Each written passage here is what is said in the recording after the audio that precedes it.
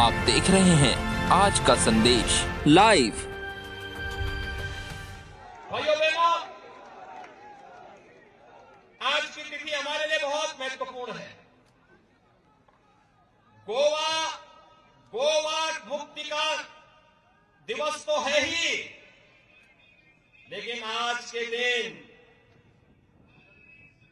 1927 में देश की स्वाधीनता के लिए अपना बलिदान देने वाले पंडित राम प्रसाद बिस्मिल, ठाकुर रोशन सिंह, अस्फाउल्लाह खां, राजेंद्र नाथ लाहिड़ी जैसे क्रांतिकारियों को फांसी की सजा हुई थी।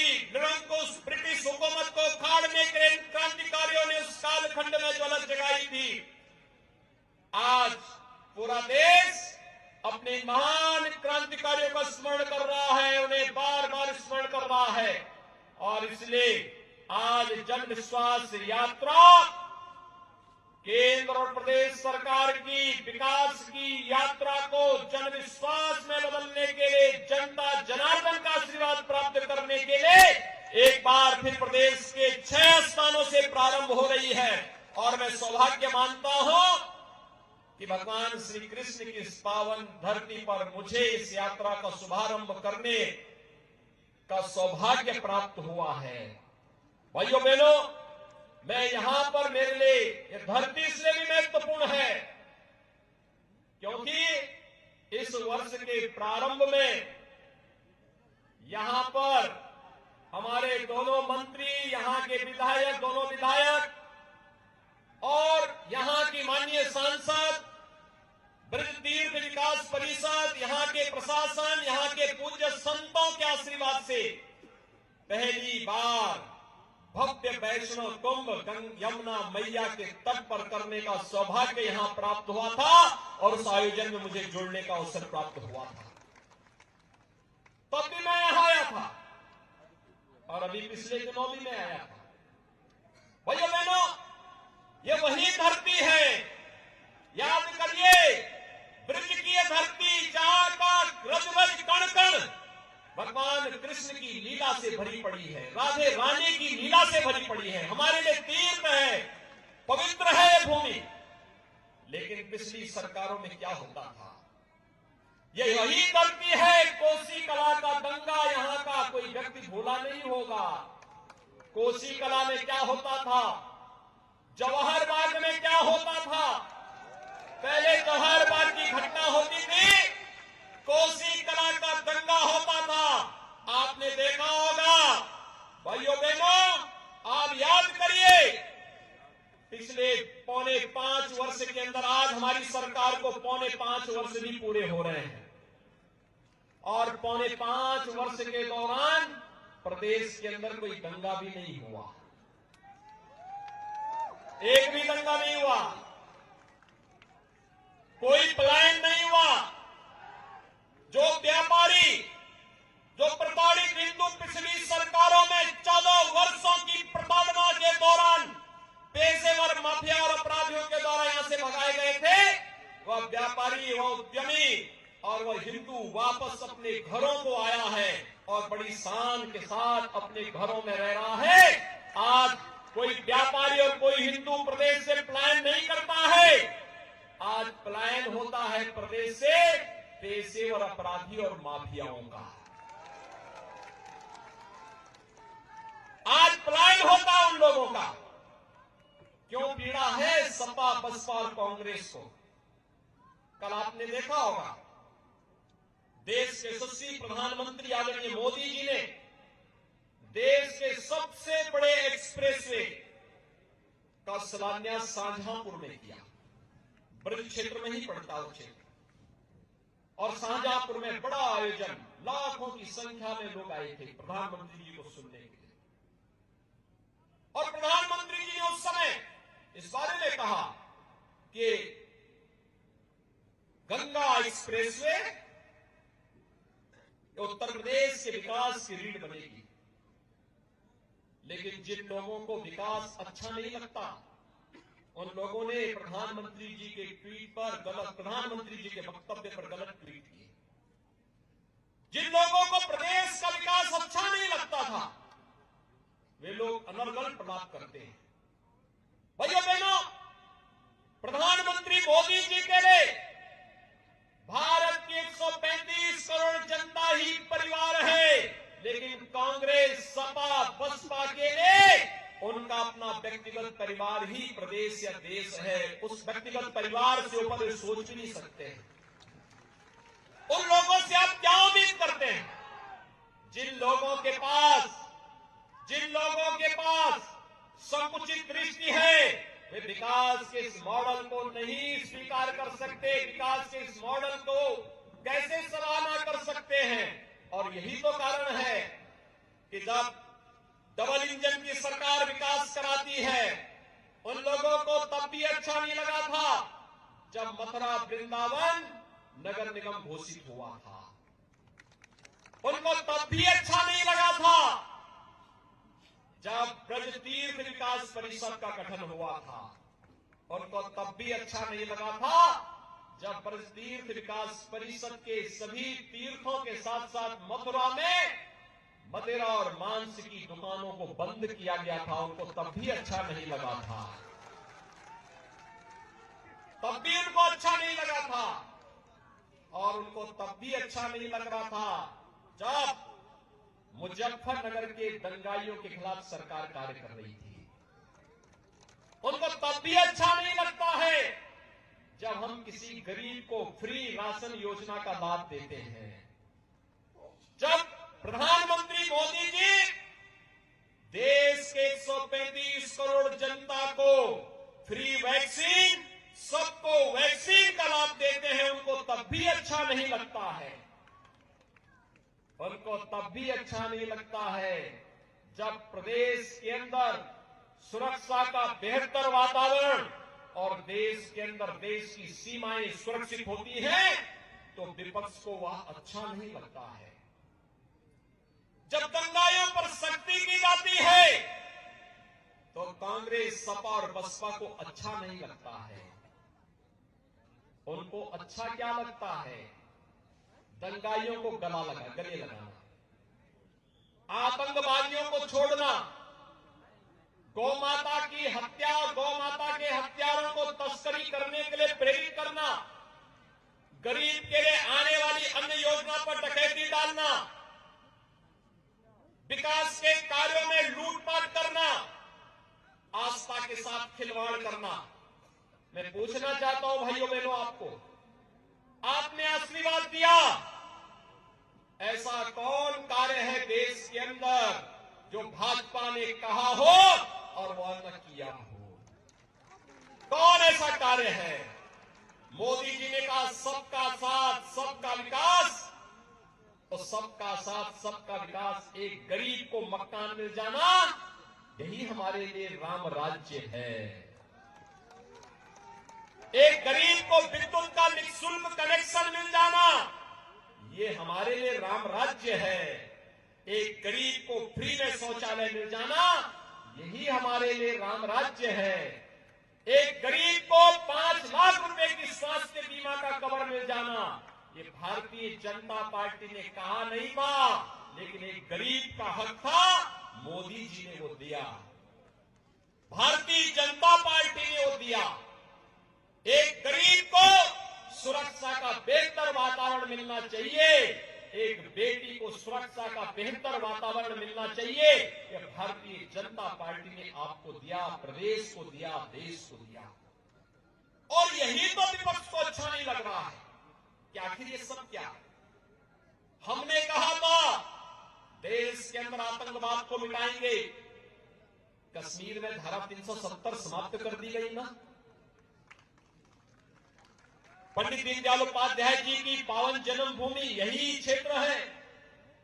भाइयों बहनों, पंडित दीनदयाल उपाध्याय जी ने जब भारतीय जनसंघ की स्थापना के साथ अपना कार्य संगठन मंत्री के रूप में कार्य प्रारंभ किया था, तब भारतीय जनसंघ ने डॉक्टर श्यामा प्रसाद मुखर्जी जी के नेतृत्व में एक नारा दिया था, एक देश में 2 प्रधान, 2 विधान और 2 निशान नहीं चलेंगे, नहीं चलेंगे। कांग्रेस के द्वारा कश्मीर पर थोपी गई धारा 370 और उस उसके खिलाफ सबसे पहला आंदोलन चलाने वाला कोई व्यक्ति था, कोई दल था तो भारतीय जनसंघ था, और कोई नेता था तो डॉक्टर श्यामा प्रसाद मुखर्जी थे, जिन्होंने अपना बलिदान दिया था। भाइयों बहनों, ये धारा 370 कश्मीर को भारत से अलग थलग करने और भारत के अंदर आतंकवाद को प्रेरित और प्रोत्साहित कर रहा था।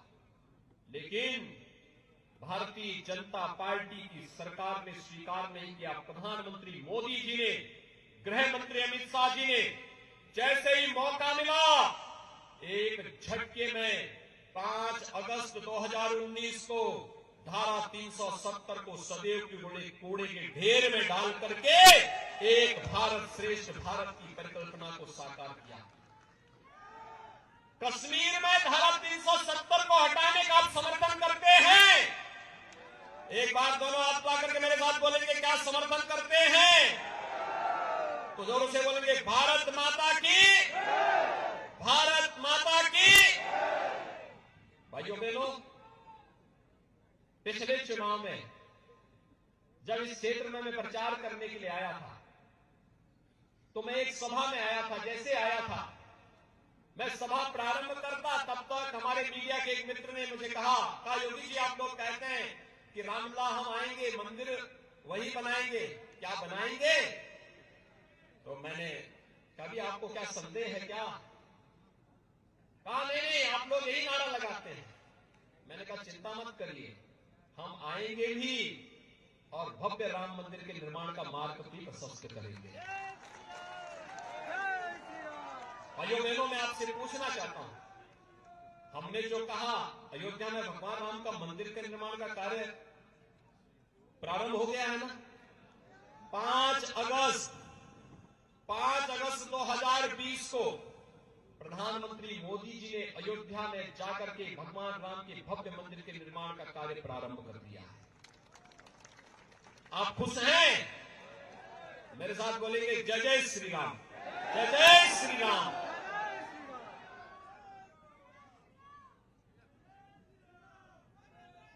आप सोचिए, आज से 5000 वर्ष पहले इसी मथुरा में कंस के अत्याचार और अन्याय के खिलाफ जब भगवान आए थे, उससे पहले योग माया यहां से विंध्यवासिनी धाम में चली गई थी ना? योग माया का मंदिर है ना? देख लिया है ना? बहुत ध्यान से देखे हो ना? दर्शन किए हो ना? और योग माया का मंदिर मां विंध्यवासिनी धाम के रूप में है। मां विंध्यवासिनी धाम का मंदिर संकरी गलियों से होते जाता था। आज वहां पर भव्य धाम बन रहा है मां विंध्यवासिनी का। मिर्जापुर में आप कभी जाकर के देखेंगे, भव्य धाम बन रहा है, बहुत भव्य धाम बन रहा है। मां विंध्यवासिनी की, योग माया की। भाइयों बहनों, यही नहीं, आपने भी 13 दिसंबर को देखा होगा। 13 दिसंबर का कार्यक्रम याद है ना? काशी में पहले अयोध्या भी और मथुरा भी और काशी का नाम लेने से विपक्ष के लोग डरते थे, जाने में भी डरते थे। अब तो सब बोल रहे हैं कि हम भी चाहते थे ये करना, क्योंकि उन्हें मालूम है आपकी ताकत। और नहीं तो पहले एक होड़ लगी रहती थी टोपी पहनने की। पहले अयोध्या, मथुरा और काशी में कोई जाने की हिम्मत नहीं करता था। आज तो काशी में भगवान विश्वनाथ का भव्य धाम प्रधानमंत्री मोदी जी की परिकल्पना, उनके मार्गदर्शन की प्रेरणा से बन करके प्रधानमंत्री मोदी जी ने राष्ट्र को समर्पित किया और भव्य धाम भगवान शिव का, महादेव का बनाया। और महादेव की पूजा के बाद अगर किसी का सम्मान किया तो वह किसका किया? श्रमिकों का सम्मान किया। आपने देखा ना? क्या कभी किसी प्रधानमंत्री ने, इससे पहले कभी आपने देखा कि किसी प्रधानमंत्री ने श्रमिकों के ऊपर पुष्प वर्षा की हो? कभी देखा? कभी देखा?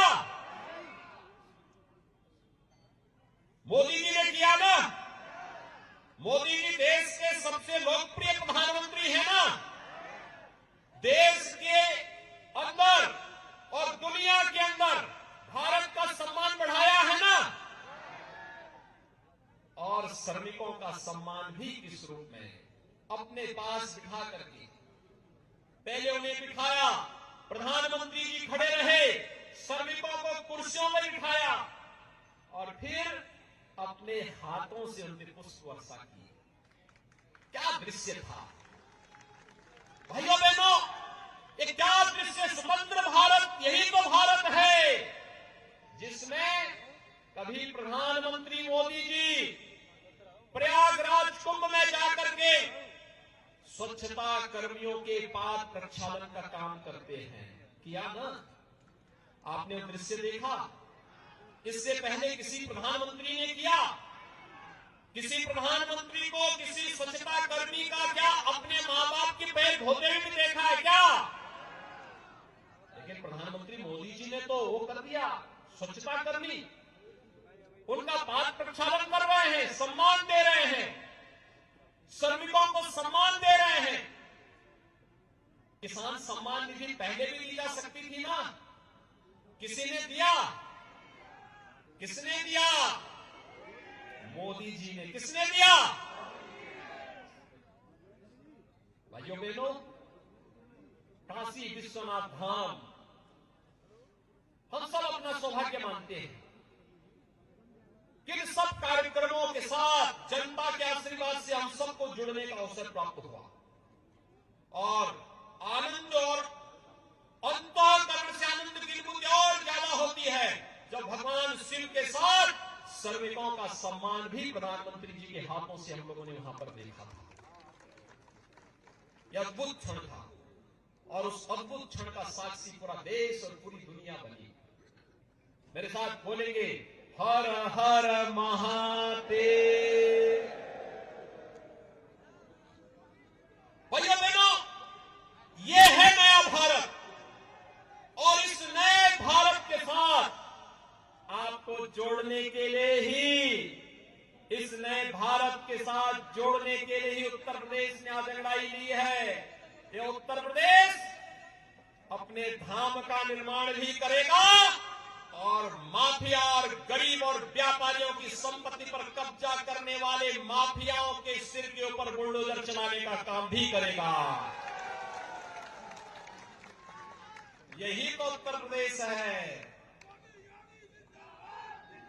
परित्राणाय साधूनां विनाशाय च दुष्कृताम्। यही तो धरती है, यही प्रेरणा की धरती है। ये प्रेरणा देती है सात्विक पुरुषों को, साधु पुरुषों को, सज्जन पुरुषों को, गरीबों को, किसानों को, नौजवानों को, महिलाओं को सम्मान देने का।